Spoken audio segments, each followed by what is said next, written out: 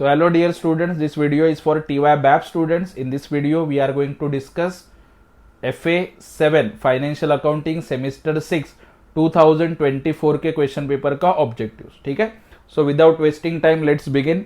सबसे पहले आप लोग देख सकते हो क्वेश्चन पूछा था MCQ.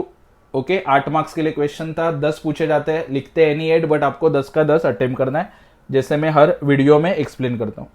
चलो देखो, सबसे पहले a guild fund is special type of fund that invest dash. तो ऑप्शन है आपके पास very high quality only instrument issued by companies, short term securities in government securities. तो गिल्ड फंड किसमें इन्वेस्ट करता है? गवर्नमेंट सिक्योरिटीज में, ध्यान रखना. अगला, the NAV of mutual fund. NAV क्या होता है? हमेशा फ्लक्चुएट होता है. ओके, ये क्वेश्चन प्रीवियस क्वेश्चन पेपर में भी रिपीट हुआ था.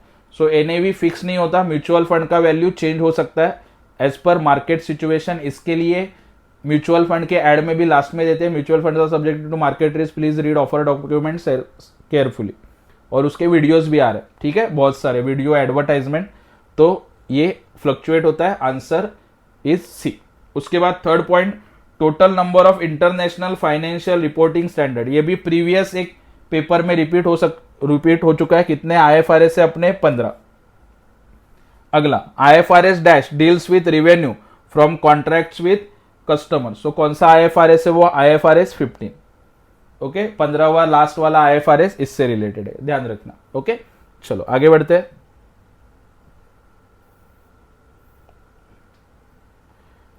Number 5, M Limited acquired 2000 equity shares of Yes Limited on cum right basis at 75 per share. Subsequently, Yes Limited made a right issue 1:1 at 60 per share, which were subscribed by M Limited. Total cost of investment at the year end will be. तो कितना cost आएगा?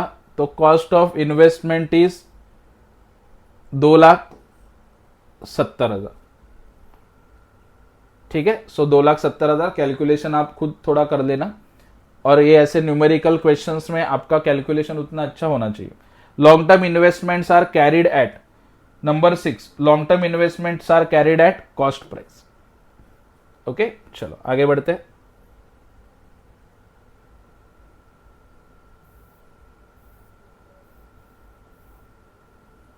Seven, 8, 9, 10 yes, एक साथ आ सकता है.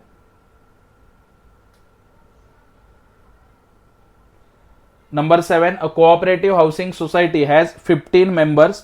All payments in excess of the following limits shall be made by means of crossed account payee check.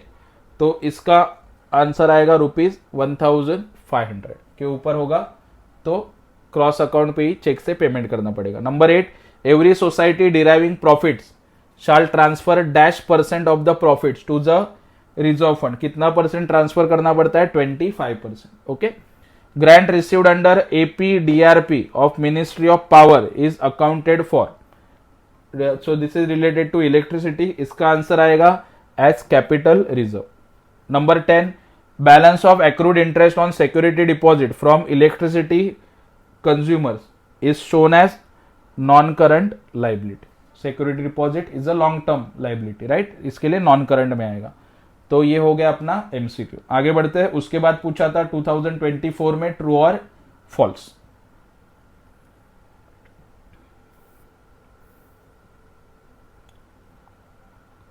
Number 1, a fund that charges a load is better than no load fund. So this is false, ऐसा कुछ नहीं है. उसके बाद AMC directors, AMC means asset management company related to mutual fund. Directors are appointed with the permission of trustees. So this is true. उसके बाद IFRS 4 deals with insurance contracts. True. इसके ऊपर अगेन MCQ में भी question आ सकता है, इसके लिए ध्यान में रखना. IFRS 1 was issued in June 2003. This is also true. Technical question है. Interest is always calculated on market value of security. This is false. Market value नहीं आता है, नॉमिनल वैल्यू या फिर फेस वैल्यू के ऊपर कैलकुलेट करते हैं, इंटरेस्ट हो या फिर डिविडेंड हो. अगला, when the rights are sold without subscribing, sale proceeds are credited to profit and loss account. So this is true. उसके बाद cooperative society is a corporate body distinct from its members. So this is true.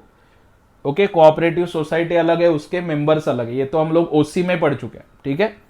Cooperative housing society does not prepare trading and profit and loss account, true, क्योंकि इससे कुछ लेना देना नहीं होता, income expenditure account बनाते हैं और balance sheet. The main purpose of the electricity act 2003 is to make electricity companies self sustainable, this is true, ठीक है। Last, ex interest price less accrued interest is equal to cost of investment, so this is false. X interest मतलब already उसमें interest है ही नहीं, तो उसमें से interest minus करने की जरूरत ही नहीं है। कम इंटरेस्ट होता तो ये राइट आता, ठीक है। तो ये हम लोगों ने डिस्कस किया 2024 के क्वेश्चन पेपर का ऑब्जेक्टिव्स विद आंसर, ठीक है। मोस्ट इंपॉर्टेंट थिंग, इसके पहले 2019 और 23 के पेपर्स के भी ऑब्जेक्टिव के वीडियो है, वो आप लोग देख सकते हो। और ये वीडियोस आपके फ्रेंड्स के साथ भी शेयर करो।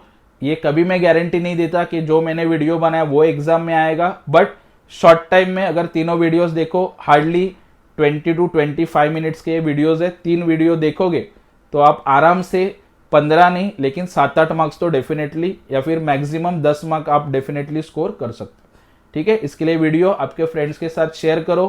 Keep following, keep supporting Bagwesars Gyandeep commerce classes. आपको जो भी डाउट है आप कमेंट सेक्शन में लिख सकते हो। And all the very best for your exam.